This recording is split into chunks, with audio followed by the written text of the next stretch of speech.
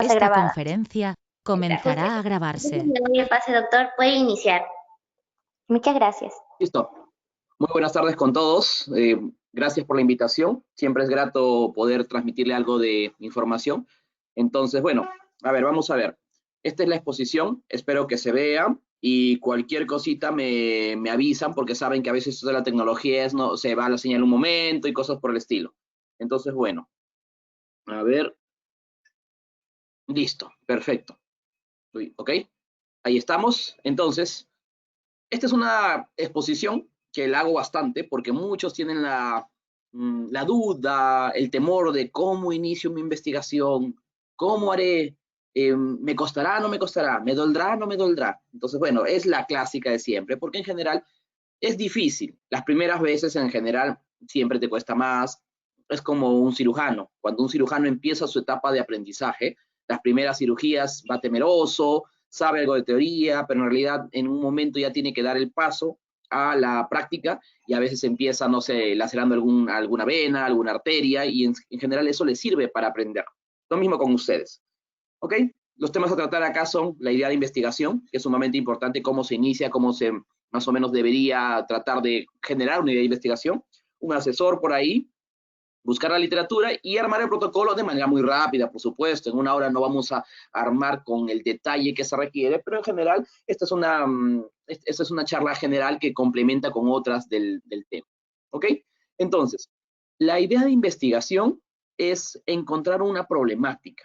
Por ejemplo, la problemática es la diferencia entre lo que es y lo que debe ser. Por ejemplo, en el coronavirus, ahorita un tema muy actual. La problemática es que no hay cura para el coronavirus. Entonces, deberíamos encontrar una cura para el coronavirus, los científicos en el mundo, por supuesto. Y hay muchos laboratorios que lo están haciendo, pero no todo problema necesariamente tiene que ser investigado. Entonces, hay que ver qué problemas sí pueden ser investigados, cuáles no. ¿Ok? Por ejemplo, un resumen que les mando acá para que vean que un problema no necesariamente tiene que ser investigado es este que se dio por redes sociales hace un tiempo, en donde mostraba que un grupo de investigadores había tratado de captar muchas ideas para hacer una investigación. Y si ustedes lo leen rápidamente acá, hay ideología de género, tecnociencia, tecnologías del sexo, la epidemia del Zika, Aedes aegypti, muchos países. En realidad, tú no entiendes más o menos. ¿Quién sabe si haya tenido un problema real y un problema interesante? Pero tú dices, esto parece papas con camotes, o sea, que me digas la tecnociencia con el Aedes aegypti, con el brote del Zika, con la tecnología, con la ideología del género. Entonces, en general, esto de acá no se entiende. Pero entonces, para eso está el generar una buena idea, el plantearla y el poder ver cómo se evalúa que es factible. ¿Ok? Si es un problema o no, ¿por qué? Hay que buscar la idea. Luego, si es que tiene una solución conocida, si es un problema de investigación, hay que intentar resolver. Es decir, hay que ver que en general es importante. Les pongo un ejemplo. A veces en un congreso de estudiantes de medicina, hace muchos años, me acuerdo que vino un grupo y nos dijo, bueno, doctor, voy a exponer mi idea. Yo era jurado, no me acuerdo en cuál congreso, sinceramente, pero bueno, dijo algo así como, bueno, mi idea de investigación es acerca de la lectura de Harry Potter como factor asociado a la depresión. Y entonces con los jurados nos miramos, lo dejamos exponer, por supuesto, pero era como que, ¿qué es esto? O sea, en realidad no lo entendemos. Es decir, si lees Harry Potter te deprimes o no te deprimes, si no lees, no, si es que muere Voldemort, no sé, si es que, o sea, no se llegaba a entender. Le dijimos, mira, podría ser un problema, pero, por ejemplo, creo que lo has planteado mal, porque si es que tú en realidad lo quieres vender en un congreso de biomedicina, en un congreso de estudiantes de medicina, no creo que el que lea o no lea sea un factor asociado, sino puede ser el hábito de la lectura asociado a la depresión, como un factor protector, como un factor asociado, según lo que tú veas. Entonces, como ven, él era fan de Harry Potter y está bien por él, pero tratar de forzar mucho la idea, el problema, no era bueno en ese caso. También existen algunas ideas que son básicas. Por ejemplo, esto es muy común. Muchos de mis estudiantes o muchos alumnos vienen y me dicen, doctor, ya quiero hacer la prevalencia de diabetes, la prevalencia de hipertensión, la prevalencia de coronavirus. Y les decimos, bueno, genial, pero tanto como la prevalencia de coronavirus, mira, varios ya han dicho cuánto es, ya varios han dicho cuánto es la mortalidad, entonces, a menos de que sea uno de los primeros que lo vendas, ya muchos estudios han hecho prevalencia, frecuencias, inclusive ya se han ido más allá, valores asociados y todo lo demás. Entonces, a veces hay que ver y hay que mejorarlo un poquito. Yo le digo, por ejemplo, ¿por qué no estudias el coronavirus en una población especial? Por ejemplo, hoy día ha salido un reportaje o ha salido una estadística en una revista Sucesos que menciona que la población de policías están que mueren muchísimo más. Por ejemplo, todos pensábamos que los médicos estaban muriendo más. No es así. Hay 52 muertos hasta el día de hoy de médicos, sin desmerecerlo, por supuesto, esto es una tragedia, pero hay 170 policías muertos a nivel nacional. Entonces, alguien puede decir, no, pero hay más policías, no vemos las consecuencias. Bueno, sí, lo que sea, pero hay más muertos policías. Entonces, es una población de bastante riesgo, porque no investigas en esa población. Bueno, les cuento que ya estamos haciendo una investigación al respecto, pero bueno, en eso, o sea, esa es la cuestión. Eso es lo que se tiene que ver, que la idea no sea netamente básica. Bueno, ¿cómo está la mortalidad de coronavirus? Ya se sabe, pues a nivel mundial, a nivel Perú, a nivel ciudades, sino ver algo más, ver poblaciones, ver factores asociados. Entonces, para una idea, que es casi siempre lo más dificultoso y acá sufren mucho los alumnos, de dónde saco la idea, cuál es un problema adecuado, cuál sería adecuado vender o no. Entonces, hay muchas posibilidades. La experiencia personal cuenta muchísimo, porque cuando tú vas a congresos, tú vas a asambleas y todo lo demás, tú vas viendo. Por ejemplo, acá no sé si ven, acá hay un histórico de ustedes, acá está el doctor Hugo Arroyo, que es un asesor suyo, miren acá está con su antiguo corte, medio militar, así. Él también fue asambleísta y todo lo demás en diversos congresos. Esto fue en el 2008, si no me equivoco, 2007, 2007, donde se refunda de SOCIPEN a SOCIMEP. Entonces, como ven, esto de la sociedad científica vale, porque cuando estás en la cancha, en congresos y en todo lo demás, entonces ahí tú te empapas del tema, empiezas a escuchar cosas. Entonces, en realidad, esto es importante, la experiencia de leer artículos, la experiencia de ir a congresos, la experiencia de hacer investigación, de hacer grupos, de formar semilleros, etcétera, etcétera. Otra cosa que puedes ir es en investigaciones previas. Por ejemplo, yo quiero investigar de coronavirus, pero no sé qué hay. Ok, anda al repositorio PRISA, por ejemplo, que es muy importante ahorita en el Perú y que te congrega muchas investigaciones que están en curso y otras que ya se han acabado en cuanto al tema de coronavirus. Consulta expertos. Puedes consultar, por ejemplo, ustedes saben que de ahí de ICA ha salido el doctor César Munaico, que es uno de los mayores expertos ahorita porque está en uno de los comités muy fuertes del gobierno. Está el doctor Eduardo Gotuso, están una serie de personas que son expertos en el tema. Algún infectólogo local y entre otros que podrían ver. También podrían ver las prioridades en salud, que también son temas muy importantes, ahora ya lo vamos a desglosar. Y campos emergentes, moda. Por ejemplo, esto de coronavirus es una moda. Actualmente muchos están con, quiero investigar coronavirus, quiero publicar, sí, y en verdad es bonito y hay mucho que leer, que publicar, pero tienes que verlo. Antes del coronavirus estaba el Julián Barré, ¿se acuerdan del brote que hubo? También Zika, dengue, chikungunya, etcétera, etcétera, una serie de cosas. ¿Ok? Las prioridades en salud son muy importantes y en el Perú lo han comprendido y el Instituto Nacional de Salud tomó la posta y empezó a ver las prioridades. Por ejemplo, el año pasado, no, perdón, el anteaño pasado, ya el 2018, nos convocaron a varios para poder ayudarles con esto. A mí me convocaron, como pueden ver acá, en la Mesa de Salud Ocupacional y Ambiental, porque soy un médico ocupacional y en realidad también tengo algo de experticia, he publicado varios artículos en eso. Y, por ejemplo, ahí estábamos trabajando y se han quedado 11 prioridades nacionales para investigar en salud. Somos una de las pocas áreas que tiene sus prioridades. Vas a ingeniería, es como que, bueno, no hay. Vas a sociales, tampoco. Algunos dicen, mira, si esto es importante, esto también. Pero que una institución se ponga la mano en el corazón y diga, esto es lo que vamos a hacer porque esto es lo importante. Temas muy importantes como ven, salud materna, cáncer, malnutrición, anemia, son relevantísimos para que ustedes puedan investigar. Entonces, cada una de estas prioridades en realidad muestra posibles temas, posibles temáticas, posibles áreas en donde ustedes puedan investigar. ¿Ok? Bueno, acá también es importante que se acompañen por su tutor, asesor, o inclusive coautor o como quieran llamarlo. ¿Por qué? Porque en general estos tutores son muy importantes para que ustedes puedan tener una idea. Estos son los famosos expertos también que podrían ser. Como ven, hay expertos o asesores temáticos y hay asesores metodológicos.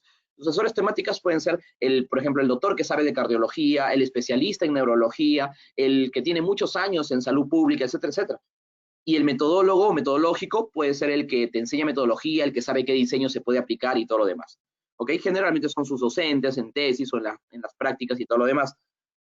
Ahora, no siempre tener un asesor te va a decir, ok, tienes un asesor, lo publicas. No, miren, esta lista fue presentada en SOCIMEP hace muchos años, 2015 ya está recontra desactualizada, pero sirve para mostrarles que en realidad no todos los que tienen un tutor o un asesor llegan publicando. Por ejemplo, miren, acá tenía un asesor, están sus siglas, acá también un asesor, y algunos no tenían. Mira, el mismo Hugo Arroyo, hasta el 2015, estuvo en este ranking, egresó con 11 publicaciones.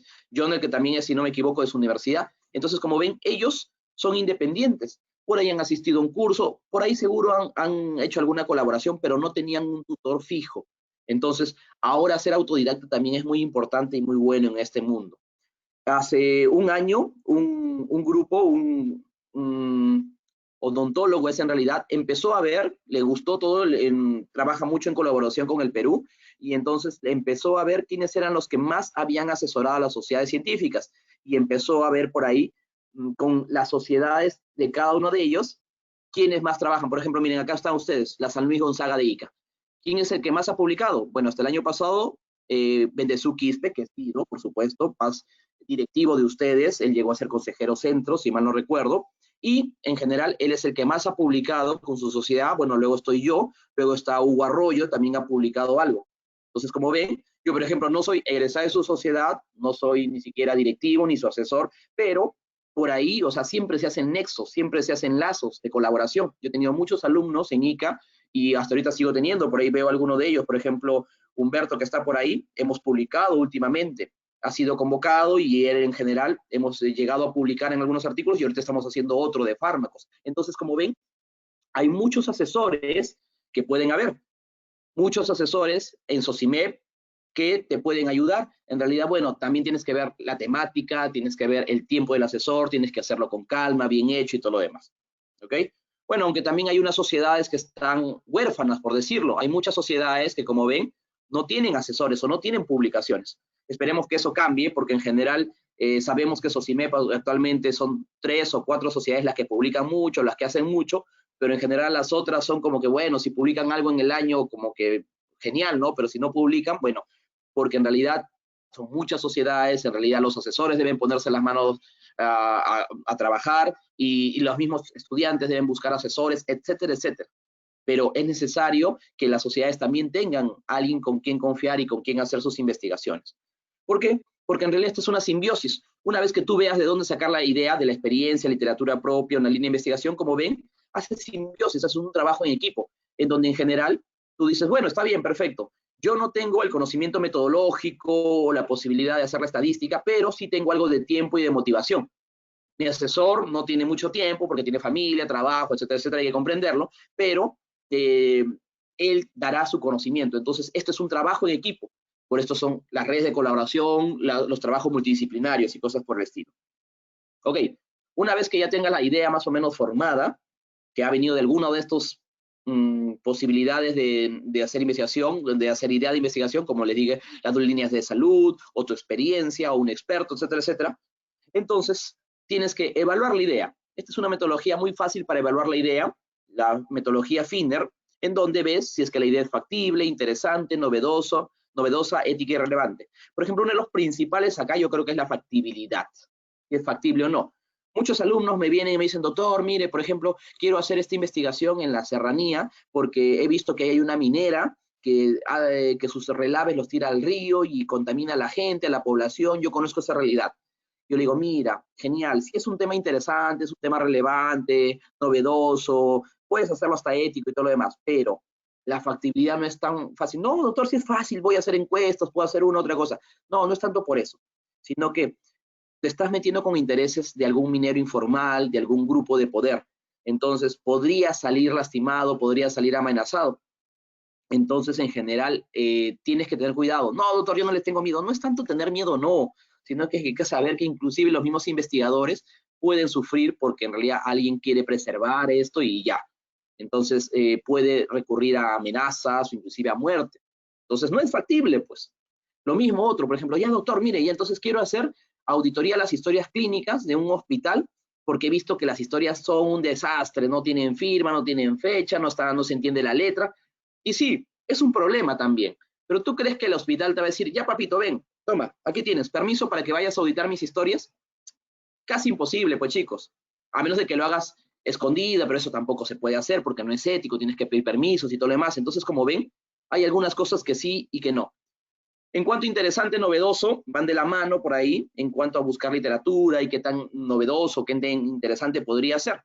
Esto inclusive se puede cuantificar. Por ejemplo, a algunos alumnos nosotros les pedíamos que del 0 al 10 cuantifiquen qué tan factible, qué tan interesante, novedoso, ético y relevante es su idea. Y acá ellos ponían el por qué. Sí, porque se tiene la facilidad, o 6, acá porque mira, sí hay algunas investigaciones, entonces no está tan nueva que digamos el tema, pero se puede hacer algo todavía.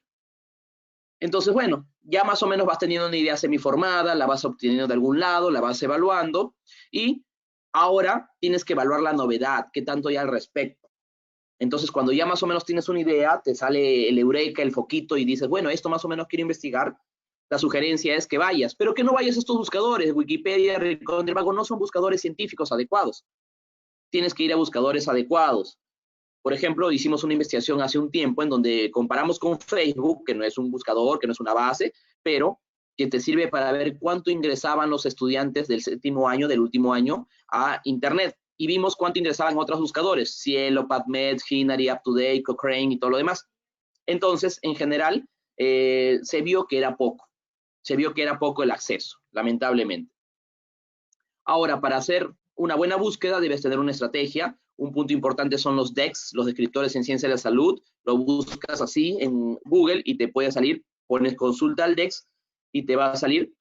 Tuve la oportunidad de conocer a quienes lideran este grupo y desde Brasil, ellos ven todo esto del DEX y todo lo demás. Google, Scholar Google es un buscador muy importante, no es una base de datos, pero es un buscador que te puede mostrar trabajos de investigación, revisiones, tesis, libros. ¿Por qué? Porque como buscador tiene formas para poder mostrar resultados de otras bases, inclusive Cielo, Lilac, Lipex y todo lo demás. ¿Ok? Por ejemplo, un primer tamizaje. Acá está, como ven.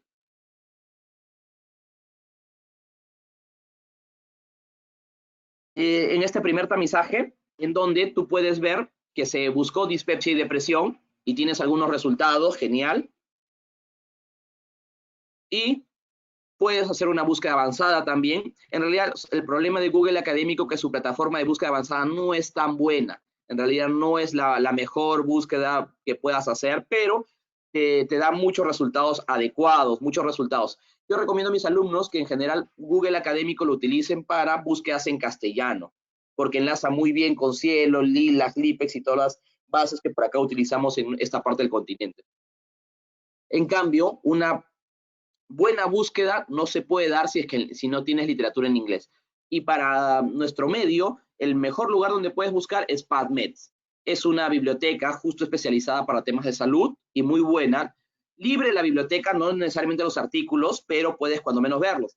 A comparación, por ejemplo, de Scopus, que para entrar a una buena base como Scopus, tendrías que tener acceso y no todas las universidades tienen acceso. Acá sí te permite una búsqueda avanzada muy buena, con distintos filtros de años, tipo de humanos o de artículos o de lenguaje en el que tú vas a buscar. Ha cambiado un poco, ya no es esta. Bueno, luego sistematizas lo que encuentras, porque a veces puedes encontrar mucha literatura y depende de ti sistematizarlo. Y bueno, acá viene el juego del miedo, pues, ¿no? Empezar a armar el proyecto en conjunto con tus clases, con las deberes, con tu tóxico y con todo, o sea, lo demás que en realidad te quita tiempo, pero tú tienes que hacerte un tiempito para poder hacerlo. Entonces, esto sí da miedo, sinceramente. Bueno, a ver que comience el juego y tienes que empezar a armar el proyecto. Esto lo voy a pasar rápidamente porque en general cada una de las partes es muy amplia para poder desarrollarla, pero les voy a dar una que queda rápida para esto.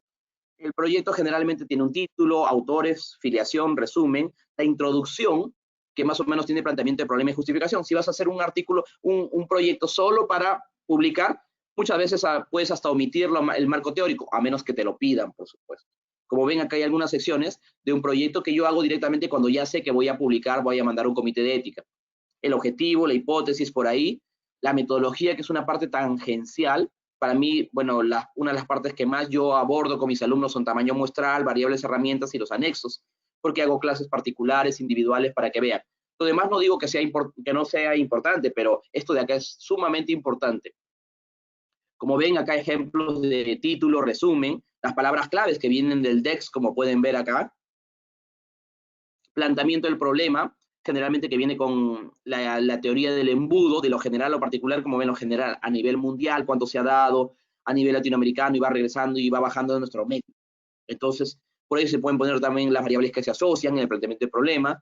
La justificación, que te dice por qué es importante hacer la investigación. ¿Por qué es necesario? Bueno, porque no se tienen claro algunas cosas, porque se han encontrado resultados contradictorios y una serie de cosas. Bueno, los objetivos de la investigación, un objetivo general por ahí y algunos específicos, también puede ser un objetivo general acá y algunos específicos sumados, no acá desplegados como estos, como pueden ver. Este es el más común, por supuesto, el de arriba, porque te piden así, de 3 a 5 objetivos específicos. Ya, listo, tienes que poner. La metodología, empiezas con el tipo de estudio, qué tipo vas a hacer. Acá, bueno, esto se complementa con la clase de diseños, diseño transversal analítico, diseño, no sé, cohorte, caso control, descriptivo, el que tú veas. La población, a qué población vas a acceder. El tamaño muestral, que también es muy importante, y esta es una clase aparte para ver cómo se calcula el tamaño muestral. Los criterios de inclusión, a quiénes quieres incluir, y los criterios de exclusión. Un error muy común que veo en esto es que los criterios de exclusión son la negación de la inclusión. En realidad no debería ser así. Los criterios de inclusión es a quienes quieres incluir, y los exclusiones de esos que incluiste, a quienes puedes sacar porque te hayan dado respuestas anómalas, porque te puedan confundir en el análisis y todo lo demás. Entonces, en general, no es la negación. El tamaño de la muestra, como le digo, es engorroso, es una clase sola que la doy, y eso aún así de algunas solas partes, porque tiene mucho por acá, mucho por allá. Los procedimientos también, que es como contar la historia de lo que vas a hacer en el proyecto, cómo vas a, mira, desde elaboración del proyecto, por ahí la validación del instrumento, luego se someterá a revisión, luego la recolección de datos, luego se pasará, se digitará. Esto es bastante sencillo cuando es un proyecto de captura de encuestas o de historias clínicas, pero cuando tú tienes en el medio recolección de, no sé, tejido humano, dígase cabello, dígase piel, dígase sangre, dígase, o también medidas fisioantropométricas, peso, talla, presión arterial, debe ser más específico, diciendo cómo obtuviste la muestra, cómo la trasladaste, cómo la leyó el laboratorio, el equipo que estaba calibrado, la persona que era idónea, los datos del equipo, etcétera, etcétera. Ahí sí das más detalle. La metodología de la parte de las variables, que te dice, bueno, qué variable es, la definición. Acá pueden haber muchas columnas también. Algunos te dicen, bueno, cuál es el indicador, cuál es el valor final, cuál es no sé, el tipo de variable, cuál es el tal, la definición operacional, la definición conceptual, la definición práctica, no sé, una serie de cosas. Pero acá al final lo que tienes que ver son las mejores variables, que ya te dice la literatura, que te basas en lo que ya es previamente. Bueno, el análisis de datos, esto sí lo coordinas con tu asesor, porque a veces puede ser un poco complejo. ¿Qué pruebas estadísticas vas a usar? Más o menos, ¿para dónde apuntas? Si va a ser OR, PR, razón de prevalencia, si solo va a ser valores P, si va a ser solo descriptivo. Eso según se condice con las variables que tengas y con el diseño que tengas. Cronograma presupuesto, bastante simple, si es que en realidad es algo que tú vas a hacer, es autofinanciado y no hay tanto problema. Y ya es más complejo si es que alguien te va a financiar, porque ahí quiere el detalle del cronograma, el detalle de los presupuestos, porque en realidad te está dando dinero, te está dando la confianza y quiere saber que en realidad lo vas a cumplir en el tiempo determinado, que vas a cumplir con el dinero que te va a dar. Referencias bibliográficas según el estilo Vancouver. Nosotros casi el 99% usamos estilo Vancouver, que también es otra clase de cómo citar según estilo Vancouver. También citar manualmente o citar con un programa de gestor de referencias como Zotero, como Mendeley, como EndNote, etcétera, etcétera. Los anexos que puedes poner, acá puede estar tu encuesta, como ven acá, puede estar el consentimiento informado, puede estar la aprobación del comité de ética y una serie de cosas. Para mí una parte importante es cómo hacer la encuesta, ¿ok? Listo, perfecto. Como ven, este es un rápido repaso por las cosas más importantes de cómo iniciar un proyecto. ¿Listo? Perfecto.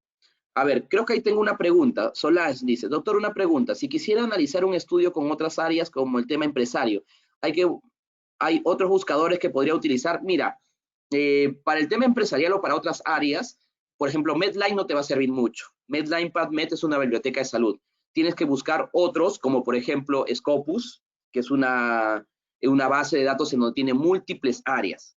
Tienes que buscar otras como EBSCO, como Web of Science, como una serie de bases que pueden dar por ahí. Y quién sabe en algunas otras bases individuales de universidades, cosas por el estilo. Pero también Google Académico te puede servir. Con las palabras adecuadas puedes usar también como un buscador adecuado.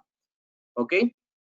Perfecto, listo. No sé si es que haya otra pregunta más por ahí, que este más o menos sería la charla que les he brindado el día de hoy con algunas cosas muy generales, como ven, pero no se puede hacer tanto detalle porque en realidad cada uno, muchos de estos son clases particulares. A ver, esperaré sus preguntas, muy atento.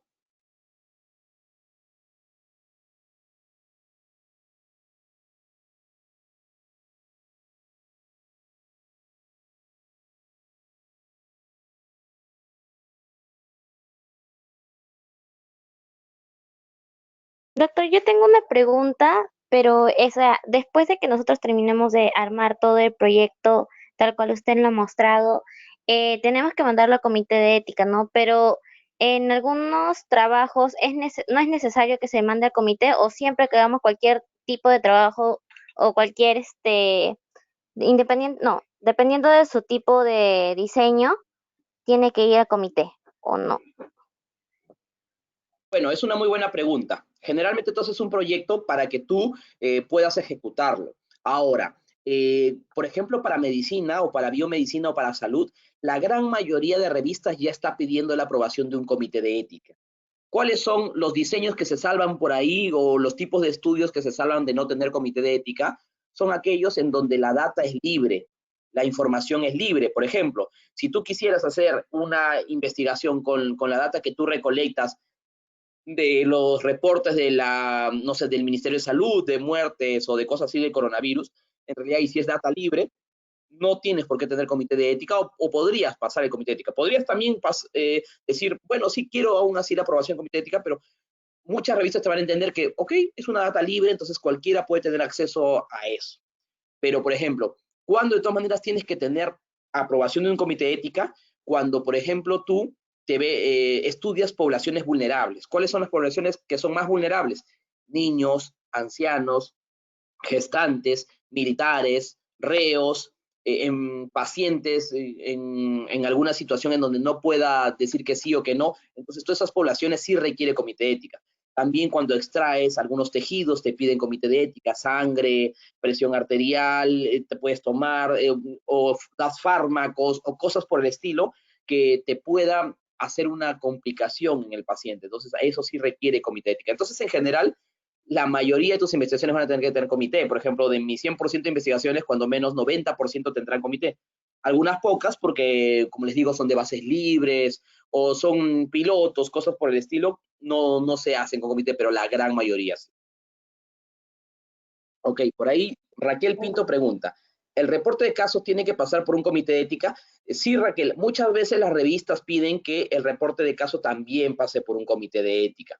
Yo creo que deben tener una clase de la parte de ética para que vean más o menos un poco más allá. También hay algunas clases o algunos cursos gratis en la web, pero en general, algunas revistas no piden la aprobación del comité de ética para un caso, pero sí lo que te piden es el consentimiento informado del paciente o del familiar del paciente, en el caso de que el paciente no pueda dar su consentimiento por ave motivos, está en coma o no puede firmar, no tiene la suficiencia en cuanto a edad o algo para poder hacer la firma y leer el consentimiento y entenderlo. Entonces, te pide básicamente, bueno, ok, tráeme cuando menos el consentimiento del que el paciente está dando su aprobación para que este caso sea reportado.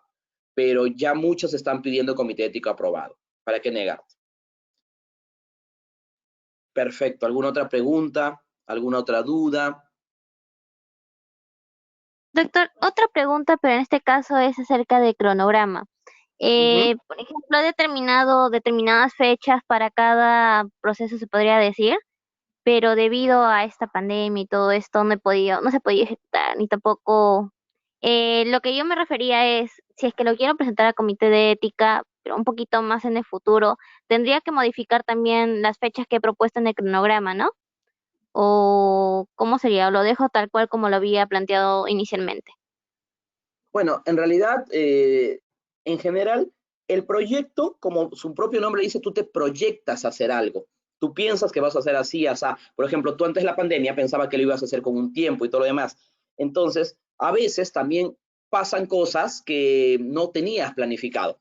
Por ejemplo, pasan cosas de que algunos pacientes no te responden, de que tienes que hacer cosas así. Cuando no son muy problemáticas las situaciones o cuando no son de mucho, ¿cómo te puedo decir? De mucha repercusión en el proyecto, muchas veces nomás sigues y no le dices nada al comité. A veces le puedes mencionar una carta, le puedes mandar un correo diciéndole disculpen, vamos a cambiar el cronograma y te parecerá como que, gracias por informar, pero nada más.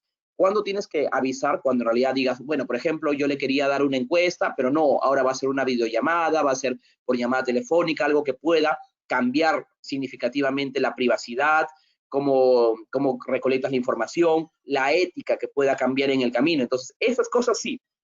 Ahora, yo le sugeriría que de todas maneras le manden un correo al comité. Muchos comités tienen correo y permiten que puedan ustedes manifestarles y decirles, bueno, señores, el comité, mi cronograma queda así, ahora lo estoy pasando para estas fechas, porque en realidad no puedo capturar, no puedo, todos estamos en casa, o por ejemplo, ya no lo puedo hacer presencial, ahora lo voy a hacer virtual. Entonces, más o menos así sería. Gracias, doctor.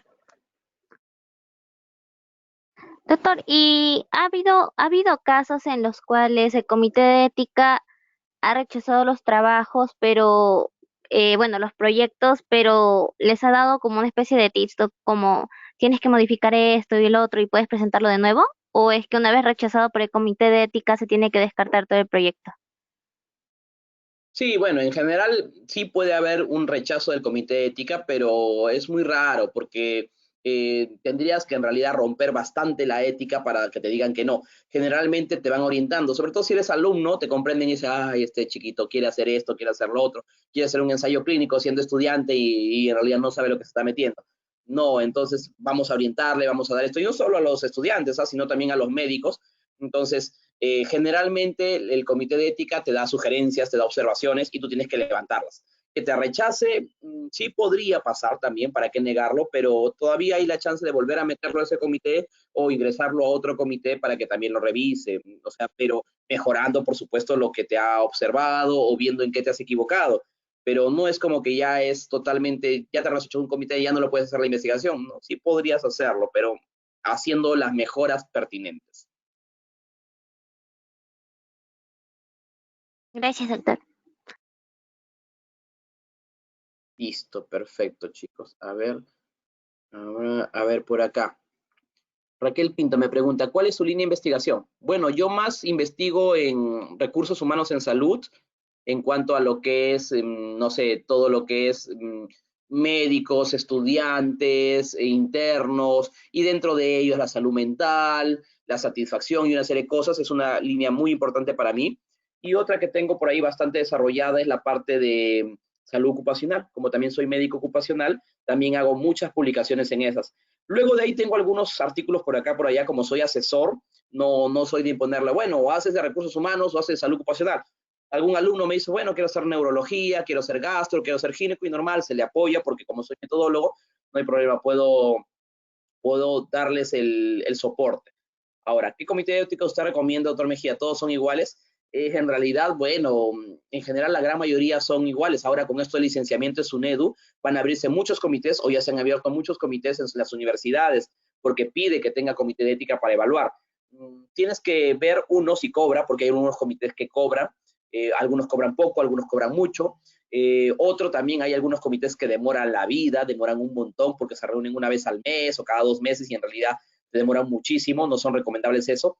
Y bueno, ver cuál más, o sea, porque en general hay muchos comités en hospitales o universidades, pero tú tienes que ver cuál te queda cercano, cuál puede ser, también cuál va con más o menos con el tema que vas a hacer. Por ejemplo, no vas a mandar al comité de ética de, no sé, de la Sociedad de Gastroenterología un tema de ginecología. O sea, es totalmente fuera de lugar.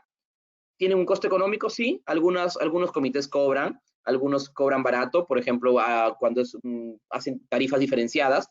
Cuando son, por ejemplo, estudiantes, cobran 50, 70, 100 soles. Y también cuando hay un tipo de diseño más complejo, como un ensayo clínico, te cobran 1000 soles, 300 dólares, 500 dólares, porque son cosas que el comité tiene que ir verificando, tiene que ir chequeando, y entonces cuestan más. Así que sí, eso dependerá del comité. Hay muchos comités, así que solo es ver cuál está más accesible a ustedes. Listo. Si hay alguna duda, alguna pregunta adicional.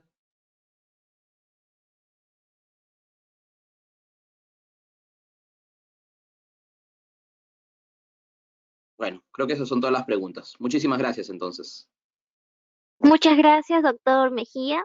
En verdad ha sido una ponencia excelente, hemos entendido todo y gracias también por explicarnos un poquito sobre los comités de éticas.